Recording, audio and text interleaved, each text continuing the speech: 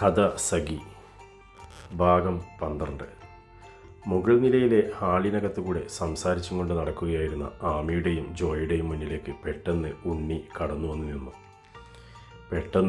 മുന്നിലേക്ക് കടന്നു വന്നു നിന്നതും ഞെട്ടലോടെ ആമിയും ജോയും ഒരടി പിന്നിലോട്ടെടുത്തു വെച്ച ആ നിമിഷം ജോയുടെ ഷർട്ടിൻ്റെ കോളറിൽ ഉണ്ണിയുടെ കൈകളുടെ പിടുത്തമിട്ടതും ഒരുമിച്ചായിരുന്നു. ഒരു നിമിഷത്തേക്ക് മുന്നിൽ നടക്കുന്നത് എന്തെന്നറിയാതെ അമ്പരം നിന്നുപോയ ആമി ഉച്ചത്തിൽ അലറിക്കരഞ്ഞുകൊണ്ട് ദേവനെ വിളിച്ചു. ദേവേട്ടാ! ഉച്ചത്തിൽ വിളിച്ചും കൊണ്ടവൾ അവിടെ നിന്നും ഓടി ദേവനരികിലേക്ക് ചെന്നു. മുകളിൽ നിന്നും ഓടിക്കിതച്ചു ദേവനരികിലെത്തിയ ആമിയെ കണ്ട് എന്താ ആമി മോളെ? അത് അവിടെ ജോച്ചേട്ടൻ.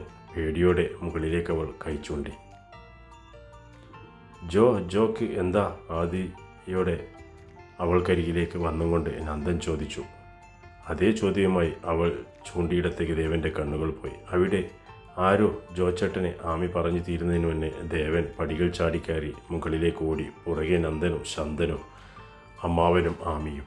മുകളിലെത്തിയ ദേവൻ കാലുകൾ പിടിച്ച് കെട്ടിയതുപോലെ നിശ്ചലമായി ആ കാഴ്ച കണ്ട് ബാൽക്കണിയുടെ കൈവരിയുടെ പുറത്തേക്ക് ജോയുടെ കഴുത്തിൽ അമർത്തി പിടിച്ചുകൊണ്ട് നിൽക്കുന്ന ഉണ്ണി.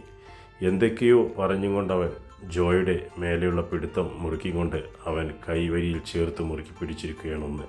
കൈവിട്ടാൽ താഴേക്ക് വീഴാൻ പാകത്തിലാണ് ജോ നിൽക്കുന്നത് പോലും. ആ കാഴ്ച കണ്ട ദേവൻ്റെ സകല നിയന്ത്രണങ്ങളും വിട്ടുപോയി.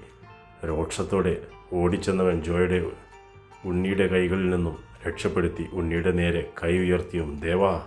നന്ദൻ്റെയും ശന്തനുവിൻ്റെയും ശബ്ദം ഒരേപോലെ അവിടെ ഉയർന്നു കേട്ടു. ദേവാ വേണ്ട, അതെൻ്റെ ഏട്ടനാ. ഉണ്ണി അവർക്കരികിലേക്ക് ഓടിയെത്തിയ ശന്തനു ഉണ്ണിയെ തനിക്കരികിലേക്ക് ചേർത്ത് പിടിച്ചുകൊണ്ട് പറഞ്ഞു. ഉണ്ണി! ദേവനും നന്ദനും ഒരേ ശബ്ദത്തിൽ സംശയത്തോടെ ചോദിച്ചു. അതെ, എൻ്റെ മൂത്ത മകൻ ചന്തുവിൻ്റെ ഏട്ടൻ, ഞങ്ങളുടെ എല്ലാം ഉണ്ണി, അമ്മാവൻ പറഞ്ഞു. ചന്തു ഇവനെൻ്റെ സീതക്കുട്ടിയെ കൊണ്ടുപോകാൻ വന്നതാ. ശന്തനുവിനരികിലേക്ക് ചേർന്ന് നിന്നുകൊണ്ട് ജോയെ ചൂണ്ടിക്കാണിച്ചു ഉണ്ണി പറഞ്ഞു. ഒന്നും മനസ്സിലാകാത്ത നന്ദനും ദേവനും പരസ്പരം നോക്കി നിൽക്കുമ്പോൾ ഉണ്ണിയുടെ കയ്യിൽ നിന്നും രക്ഷപ്പെട്ടതിൻ്റെ ആശ്വാസത്തിൽ ശ്വാസമെടുക്കാൻ പാടുപെടുകയായിരുന്നു ജോയും. സംശയത്തോടെ അവനെ നോക്കി. എല്ലാം കണ്ടു പേടിയോടെ ആമിയും.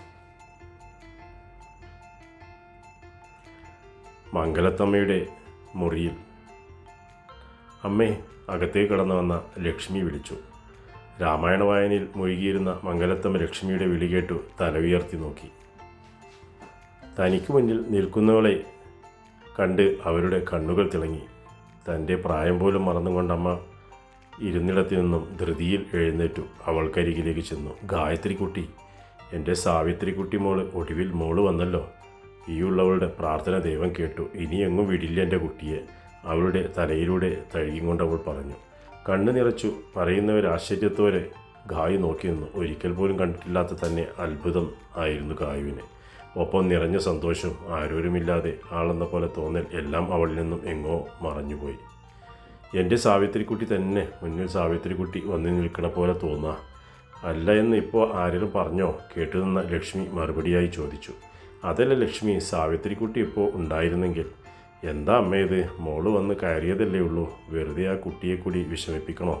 കണ്ണു നിറച്ചും കൊണ്ട് പറയുന്ന അമ്മയെ നോക്കി ശ്വസനത്തോടെ ലക്ഷ്മി ചോദിച്ചു. ഇല്ലെൻ്റെ ലക്ഷ്മിയെ, നീ മോൾക്ക് മുറി കാണിച്ചു കൊടുക്ക്. യാത്ര കഴിഞ്ഞ് വന്നതല്ലേ, ക്ഷീണം കാണും. ഗായുവിനെ അരികിലേക്ക് ചേർത്ത് നിർത്തി മൂർധാവിലൊന്ന് മുത്തിക്കൊണ്ട് ആയമ്മ പറഞ്ഞു.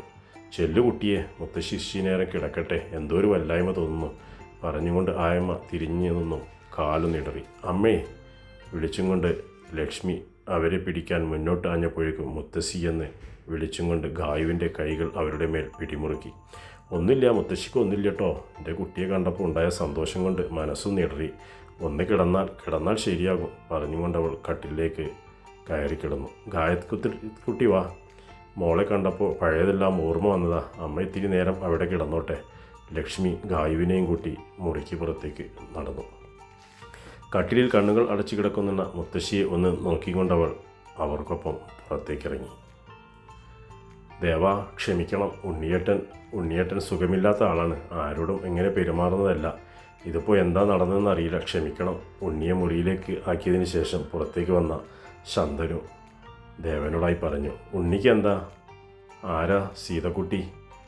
അങ്ങേര് തേച്ചിട്ട് പോയ പെണ്ണായിരിക്കും അത്. പ്രേമനിരാശം കാരണം വട്ടുമൂത്ത് ഭ്രാന്തായതാ ഉറപ്പ്. ജോ അരികിൽ നിന്ന നന്ദൻ്റെ ചെവിയിലായി അടക്കം പറഞ്ഞു. കൂർപ്പിച്ചുള്ളൊരു നോട്ടമായിരുന്നു മറുപടിയായി ജോക്ക് കിട്ടിയത്. അല്ല പിന്നെ ആദ്യമായിട്ട് കണ്ട എന്നെ കഴുത്തിന് പിടിച്ചു കൊല്ലാൻ വന്നു കണ്ടാൽ തോന്നും ഞാനാണ് അവനെ തേച്ചിട്ട് പോയതെന്ന് ജോ ആരോടുമില്ലാതെ പറഞ്ഞു. ചിലപ്പോൾ നേരായിരിക്കും. കഴിഞ്ഞ ജന്മത്തിലെങ്ങാനും ജോച്ചേട്ടൻ ഇങ്ങേരെ തേച്ച സീത ആയിരിക്കും. അതല്ലേ കൃത്യമായി കയറി പിടിച്ചത്. ജോയ്ക്കും നന്ദനും പുറകിലായി നിന്ന ആമി അടക്കം പറഞ്ഞു. മിണ്ടാതിരിക്കുക രണ്ടും, നന്ദൻ ദേഷ്യപ്പെട്ടു. ഓ, ഞാനൊന്നും മിണ്ടുന്നില്ലേ? ഞാനും ആമിയും ജോയും ഒരേ സ്വരത്തിൽ പറഞ്ഞു. അതാ നല്ലത് പറഞ്ഞും കൊണ്ടവൻ ദേവനരികിലേക്ക് ചെന്നു.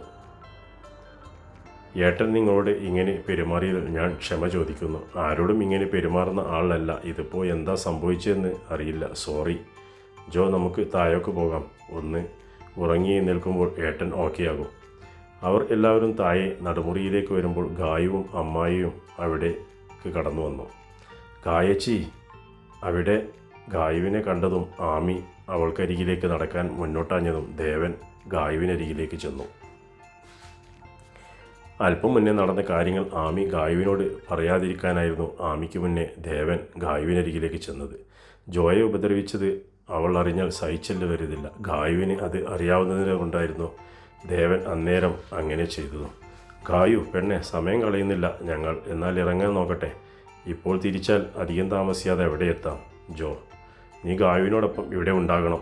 എന്തിനും ഏതിനും കൂട്ടായി. എന്ത് ആവശ്യം വന്നാലും എന്നെ വിളിക്കണം. അതുപോലെ ഗായുവിന് എന്ത് ആവശ്യമുണ്ടെങ്കിലും അവൾക്കൊപ്പം നീ ഉണ്ടാകണം. എല്ലാവരും കേൾക്കെ ദേവൻ പറഞ്ഞു. ദേവാ. ജോയിൽ നിന്നും ഞെട്ടലോടെ ഒരു വിളി പുറത്തേക്ക് വന്നു. ഞാൻ അത് വേണോടാ? വേണം. ജോയെ നോക്കി കടുപ്പിച്ചു പറഞ്ഞു ദേവൻ. എൻ്റെ ജീവിതം ആ മുഴുവട്ടൻ്റെ കൈകൊണ്ട് തീരുമെന്ന് ഉറപ്പായി. ആത്മതകം പോലെ ജോ പറഞ്ഞു. എന്താ നിനക്ക് ബുദ്ധിമുട്ടാണോ ജോ? ഇല്ലടാ, പക്ഷേ നേരത്തെ നിന്നെ ആരും ഒന്നും ചെയ്യില്ല ജോ. നമ്മളിൽ ഒരാൾ ഗായുവിനൊപ്പം എന്നും കൂട്ടായി അവളുടെ കൂടെ ഉണ്ടാകണം. പറഞ്ഞുകൊണ്ട് ദേവൻ അവനിൽ നിന്നും അകന്നു മാറി. നന്ദ, ഇറങ്ങാം. ആമിമോളെ വാ. നെഞ്ചുപൊടിയുന്ന വേദനയോടെ ഗായുവിനെ തിരിഞ്ഞൊന്ന് നോക്കുക പോലും ചെയ്യാതെ ദേവൻ അവളെ മറികടന്നു പുറത്തേക്ക് നടന്നു. ദേവാ. തന്നെ ഒന്ന് നോക്കുക പോലും ചെയ്യാതെ പോകുന്നവൻ്റെ പുറകെ ഗായു ഓടിച്ചെന്നു. ഗായു. പിന്നിൽ നിന്നും നന്ദൻ വിളിച്ചു. നന്ദ. ദേവൻ. അവൻ എന്നോട് പിണങ്ങി പോവുകയാണോ? അവൻ്റെ നല്ലതിന് വേണ്ടിയല്ലേ ഞാൻ മാറി നിൽക്കുന്നത്. എന്നെ ഒന്ന് നോക്കാൻ പറ. നന്ദ കണ്ണു നിറച്ചുകൊണ്ടവൾ നന്ദനോട് പറഞ്ഞു. ഇല്ല ഗായു, അവനൊരിക്കലും നിന്നോട് പിണങ്ങാൻ കഴിയില്ല. നിന്നെ പിരിയുന്ന വേദനയാണ് ആ നെഞ്ചു നിറയെ. പോയിട്ട് വരാൻ പെണ്ണെ, വിളിക്കണം. എന്തുണ്ടെങ്കിലും പറയണം, മടിക്കരുത്. നന്ദന് നെഞ്ചുപൊടിയുന്ന വേദനയോടെ അവളെ നോക്കി പറഞ്ഞു.